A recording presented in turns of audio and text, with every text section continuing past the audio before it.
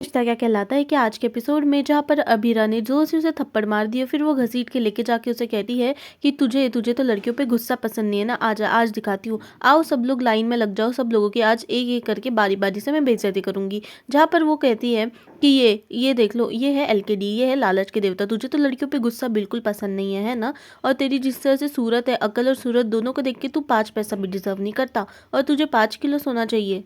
तू क्या चाहता है कि लड़कियां जो है, दिशा जो है वो तेरे पैर में गिरे, तेरे पैर पकड़े? हाँ पकड़ ही लो, ऐसा घसीटना इसे कि जो लड़के होने का भूत है ना, इसके सर से तो एकदम निकल ही जाए। जहाँ पर दूल्हे की माँ कहती है कि दमयंती जी, हम यहाँ पे खुद का नुकसान करने, खुद की बेइज्जती करने थोड़ी आए हैं। जहाँ अरमान कहता है जी ऐसे काम ही नहीं करना था ना, हमारे देश में ना लॉज बने हुए हैं, पर नहीं, आप लोगों को तो गिफ्ट के बहाने कैसे ना कैसे करके लड़कियों वालों को लूटना है। पर वहाँ पे अबीरा कहती है कि थैंकफुली हमारे यहाँ पे ऐसे लोग बिल्कुल भी नहीं है। जहाँ पर अब दूल्हा कहता है कि ए लड़की तू ज़्यादा ही बोल रही है, वो उसके पास आता है, पर अरमान कहता है कि अगर तूने एक भी कदम आगे बढ़ाया ना तो मुझसे बुरा कोई नहीं होगा, बस नीचे करके बात कर। और ये जो शेरवानी है, ये भी तो तूने नकुल अंकल नहीं दी होगी है ना। जहाँ पर अबीरा कहती है वाह लो बात कर लो, शेरवानी तक जो आपने कपड़े पहने वो तक नकुल अंकल की देन है, लोग इन पे एहसान जता रहे। जहाँ पे अरमान कहता है हमारे देश में ना अरेंज मैरिज होती है इसलिए तू बच गया, वरना अगर अरेंज मैरिज नहीं होती ना तो तुझ जैसे की तो कभी शादी नहीं होती, लड़कियां तुझसे शादी तो दूर, तुझसे बात भी करने की हिम्मत नहीं करती। कहता है कि सबसे ज्यादा गुस्सा तो मुझे आप लोगों पे आ रहा है कि आप लोग ऐसे सब करके दहेज देने के लिए हाँ क्यों कह दिया। ऐसे लोगों को तो हमें दरवाजा दिखाना चाहिए, पर नहीं, हम लोग तो इनके सामने हाथ पैर जोड़ रहे हैं हमारी बेटी से शादी करने के लिए। मीरा कहती है कि हम रद्दी वाले को भी जब पेपर देते हैं ना तो उससे भी पैसे लेते हैं क्या, हमारी बेटियां इतनी ज्यादा बोझ हो चुकी है कि आप यहाँ पे दहेज दे गए उसे विदा करने की कोशिश कर रहे हो। कि बेटी आपके लिए इतनी भी मायने नहीं रखती कि किसी के भी हाथ में आप उसका हाथ थाम कर पैसे देकर उसे विदा करना चाहते हो। अरे हमने टीवियों में देखा है कि कैसे दहेज का जो प्रथा है वो बंद होनी चाहिए, पर हम क्या कर रहे हैं, हम तो यहाँ पे ऐसा कुछ कर ही नहीं रहे हैं। अगर आपने आज नहीं बोल दिया ना, ना एक बहुत पावरफुल शब्द है, अगर ऐसे इंसानों को आपने ना बोल दिया ना तो आपकी बेटी की ज़िंदगी जो है वो संवर सकती है। एक ना बोलना इतना भी मुश्किल नहीं होता है, ऐसे लोगों को तो ना बोलना चाहिए क्योंकि इससे आपकी बेटी की ज़िंदगी जो है वो संवरेगी। पे मुझसे भी बहुत कई बड़े लोग हैं और मैं जानती हूँ कि उम्र में आप लोग सब मुझसे बहुत बड़े हैं, पर दमयंती जी मैं आपके सामने हाथ जोड़ के ये करती हूँ कि प्लीज़ दिशा की शादी ये मत होने दीजिए, ये दहेज की प्रथा जो है वो बंद होनी चाहिए। क्योंकि अभी ये आप लोगों से इतना मांग रहे हैं, क्या पता आगे जाके कुछ और ही बड़ा चीज़ मांग ले और तब आपकी देने की हैसियत नहीं होगी तो क्या होगा। अरमान कहता है कि ये सब चीज़ पे प्रथा जो है वो लगानी चाहिए, ऐसी प्रथाएं जो है वो माननी नहीं चाहिए अपने। ये डिवोर्स एक बहुत बड़ा सीन है, समझ आ गया, पर परंपरा जो है वो परंपरा होती है। जहाँ पे अबीरा हाथ जोड़कर उनसे ये कहती है कि दिशा का रिश्ता मैं आर्यन के लिए मांगती हूँ। जहाँ पे दमयंती जी कहती है कि पहले तो आप धोखेबाज थे, अब तो आप बहरूपिया भी है, और मैं बहरूपी के घर में मेरी बेटी की शादी बिल्कुल भी हरगिज़ नहीं करूँगी। ये सब सुन के सब लोग बहुत ज़्यादा शौक हो जाते हैं कि उनका जो प्लान था वो सक्सेस तो हो गया, पर किस कीमत पे, कि दिशा तो अभी भी आएगी नहीं उनके घर में। मीरा कहती है कि बुआ जी फिर तो मुझे आपको याद दिलाना पड़ेगा कि दिशा जो है वो आपकी बेटी नहीं है, नकुल अंकल और आंटी की बेटी है, तो ये फैसला उनको लेना चाहिए। जहाँ पे अरमान कहता है कि नकुल अंकल अभी तक आप क्या देख रहे हो, अभी तो आपकी बेटी ने भी कह दिया है कि मुझे गौरव से शादी नहीं करनी है, अभी तो आप आर्यन से शादी करवा सकते हो। जहाँ पर दूल्हा बोलता है अच्छा ये है आर्यन जिससे इसके पहले भी शादी टूटी थी। जहाँ पे सब लोग कहते हैं कि हाँ यही उसका पूरा परिवार है, और वहाँ पर ये लोग अभी दिशा का हाथ मांगने आए हैं। जहाँ पर अब वो आर्यन कहता है तो जल्दी से नकुल अंकल उसके पास जाके कहते हैं कि नहीं आर्यन नहीं, आर्यन जी बोला, हमारे यहाँ पे होने वाले दामाद को रिस्पेक्ट से बुलाया जाता है। जहाँ पे दमयंती अभी भी ना बोल रही होती है तो नकुल कहता है कि हाथ जोड़ के कि दीदी मैंने आपकी हमेशा बात मानी है, मैंने आपको कभी भी टाला नहीं है, आपकी हर एक बात मेरी सराखों पे रही है, पर अब दिशा की बात है, आपने बिजनेस में डील्स की मैंने कभी नहीं रोका, पर मेरी बेटी जो है वो एक डील नहीं है। मेरी बेटी का संसार जो है वो मुझे अच्छे से एक घर में, ऐसे एक घर में देना है जहाँ पे मेरी बेटी जो है वो खुश रहेगी।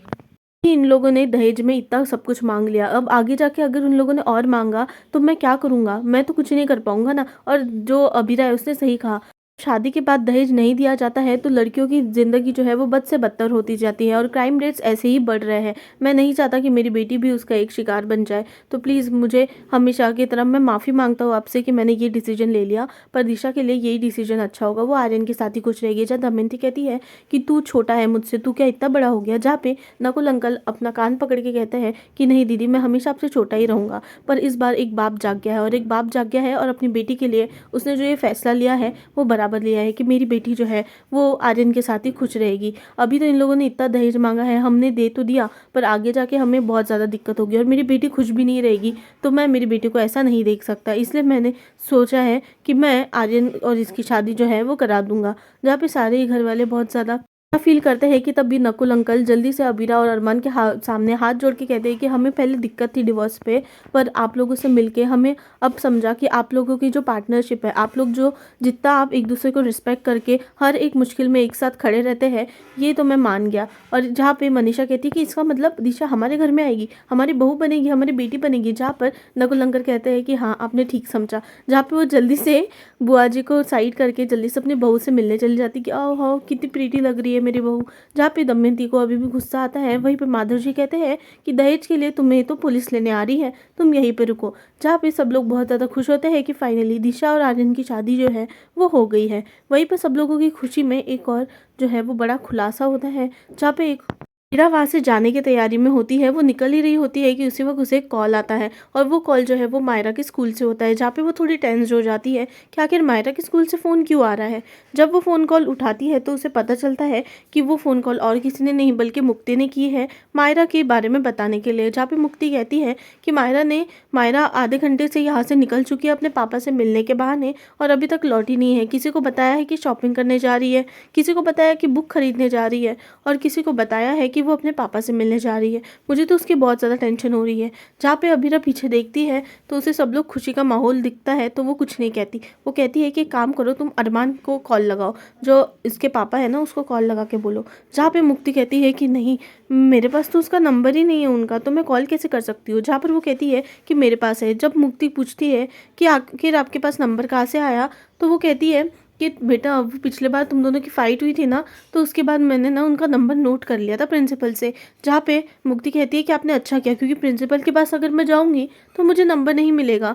जहाँ पे अबीरा कहती है एक काम करो बेटू, आप उनको कॉल लॉक करो और उनको आप बताओ। जहाँ पे माधव जी अबीरा को ढूंढ रहे होते हैं कि अबीरा दिख नहीं रही है, वही मुक्ति जल्दी से नंबर नोट करके अरमान को कॉल लगाने की फिराक में होती है। जहाँ पे अबीरा बहुत ज़्यादा टेंस होती है, अबीरा को समझ नहीं आ रहा होता है कि मायरू आखिर गई तो गई कहाँ। वहाँ पे माधव जी आके पूछते हैं कि मेरी बेटी इतनी परेशान क्यों है, तो वहाँ पे अबीरा कहती है कि कुछ भी नहीं हुआ, ऐसी कोई भी बात नहीं है। जहाँ पर वो देखती है तो अरमान का कॉल तो बज ही नहीं रहा होता है, जिसकी वजह से वो और टेंस होकर पूछती है कि आखिर अरमान का फ़ोन कहाँ गया।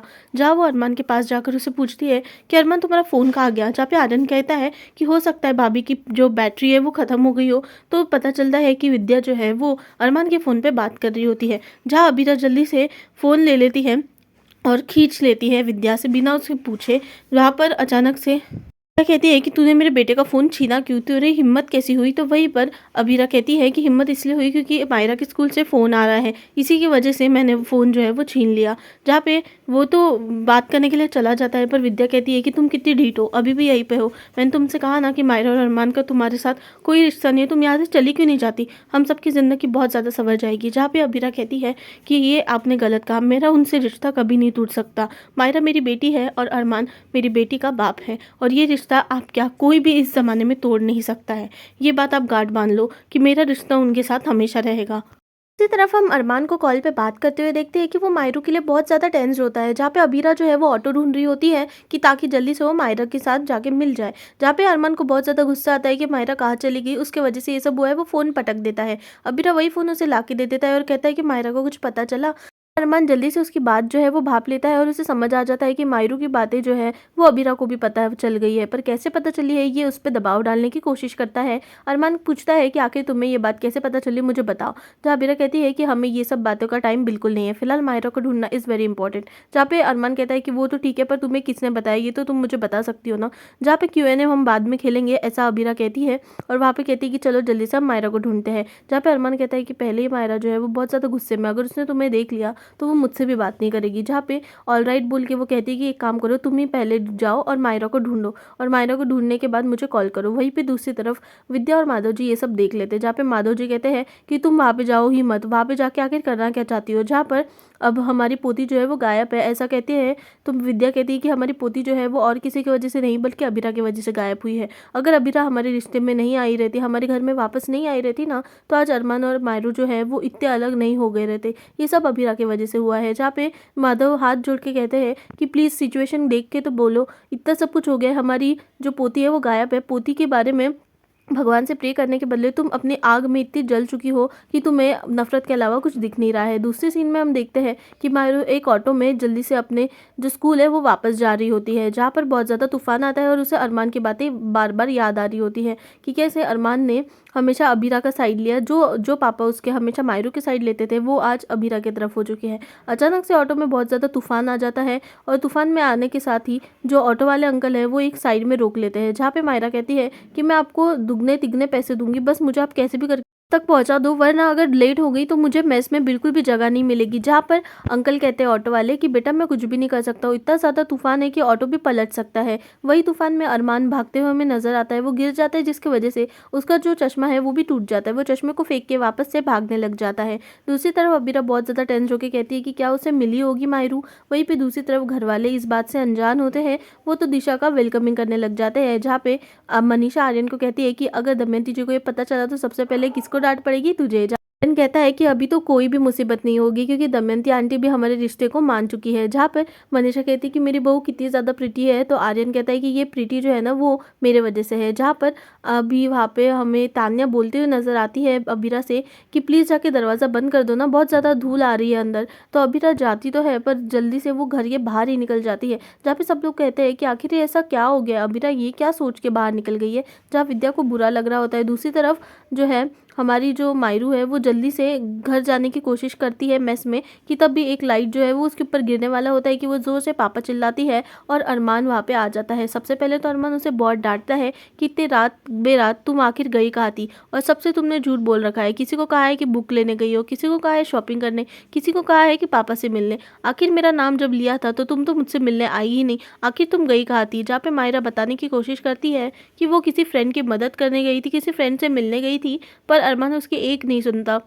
अरमान उसे बार बार डांट रहा होता है कि अगर तुम मुझसे मुझसे नाराज़ थी तो वो कह देती, पर वहाँ से निकलने की क्या ज़रूरत थी। अगर तुम बेटू अच्छे होते ना तो हमें ये टाइम पर आधी रात को ये सब डिस्कस करने की या मुझे चिल्लाने की ज़रूरत नहीं पड़ी रहती। तुम्हें पता है मैं कितना टेंस था, अबीरा कितनी टेंस थी तुम्हारे लिए। जहाँ पे अबीरा का नाम सुनते साथ ही मायरू गुस्सा हो जाती है और कहती है कि आप इस वजह से परेशान नहीं हो कि मैं नहीं मिल रही थी, आप इस वजह से भी परेशान नहीं हो कि आपको मेरी चिंता हो रही थी, आप इस वजह से परेशान हो रहे हो कि मेरे वजह से उन्हें परेशानी हुई, उन्हें उन्हें टेंशन आ गया करके। जहाँ पे मायरू बिल्कुल भी बात सुनने की कोशिश नहीं करती है। मायरू जो है वो अरमान पे भड़क जाती है कि अबीरा जब से आई है तब से आप उसकी साइड ले रहे हो, मेरी तो साइड ले ही नहीं रहे हो। और वो हमेशा अबीरा की साइड देख देख कर वो बहुत ज़्यादा चिढ़ जाती है और वो कहती है अरमान को तो वो बिल्कुल भी मौका ही नहीं देती है समझाने की। अब जहाँ पर अरमान कहता है कि बेटू मेरी बात सुनो, हमारी तो बात हुई थी ना कि आर्यन की वजह से वो उस घर में है और आर्यन की शादी तो अभी पक्की हो चुकी है ना। तो जहाँ पे मायरू कहती है कि अभी तो उनकी शादी पक्की हो चुकी है तो अभी तो वो घर से निकल गई होगी, पर नहीं निकली ना अभी तक। मुझे पता है आप दोनों एक दूसरे से मिलना चाहते हो और मैं वो दरार हूँ, पर ये दरार को आप मिटा तो नहीं सकते, तो आप टेंशन मत लो। ये दरार के पैर हैं, ये दरार के पैर जो है वो खुद ही उसे रास्ते में निकल के लेके जाएंगे। जहाँ पर वो अकेले चली जाती है कि वहीं पर बहुत ज़ोर से बिजली कड़कती है और बिजली गिर जाती है, जिसकी वजह से वहाँ पर बहुत ज़्यादा आग लग जाती है। जहाँ पे अरमान कहता है कि मायरू बेटा तुम वहीं पे रहो, इधर मत आना। तो मायरू कहती है कि पापा आप मेरे पीछे बिल्कुल भी मत आओ, अगर आप मेरे पीछे आए ना तो मैं पता नहीं मैं कहाँ चले जाऊँगी या मैं क्या कर लूँगी। अगर आप मेरे पीछे नहीं आते हो तो आपसे प्रॉमिस करती हूँ कि मैं मेस के रास्ते में ही चली जाऊंगी और कैसे भी करके मैं हमारे मेस तक पहुँच जाऊंगी। जहाँ पे अरमान अभी भी मायरू को कहता है कि प्लीज़ बेटू मेरे एक बार बात तो सुन लो। वहाँ पर इतना सब कुछ हो जाता है कि मायरू बिल्कुल भी सुनने की हालत में नहीं रहती है। मायरू ने साफ साफ कह दिया है कि मुझसे अभी फ़िलहाल मुझे आपसे बिल्कुल बात नहीं करनी है, आपसे मैं तभी बात करूँगी जब वो जो मुसीबत है हम दोनों के बीच की वो दूर हो जाएगी। वहीं पर वो जल्दी से एक टैक्सी लेकर कहती है कि मुझे हाई स्कूल पहुँचना है, क्या आप वहाँ पर पहुँचा दोगे। तो वो टैक्सी ड्राइवर भी मान जाता है और वहाँ पे उसे लेके चला जाता है। जहाँ पे अरमान ये सब देख रहा होता है, अरमान बहुत रो रहा होता है, उसे बहुत अजीब लग रहा होता है कि मायरू उससे पहली बार दूर जा रही है। ये बात उसे बिल्कुल भी सहन नहीं होती है। जहाँ पे अबीरा हम प्रोमो में देखते हैं कि अबीरा आकर कहती है कि क्या हो गया, तुम्हें मायरा मिली। तो वहाँ पे अरमान कहता है कि मुझे मिली तो, पर मायरू मुझसे बहुत दूर जा रही है, प्लीज़ कुछ तो करो। जहाँ पर अबीरा को वो गले लगा कर बहुत ज़्यादा रोता है। तो दोस्तों आपको मेरा एक्सप्लेनेशन कैसा लगा मुझे कमेंट सेक्शन में बताना भूलना मत, और अगर मेरा एक्सप्लेनेशन अच्छा लगा है तो चैनल को सब्सक्राइब करना। मिलती हूँ मैं नेक्स्ट वीडियो में, तब तक के लिए बाय बाय।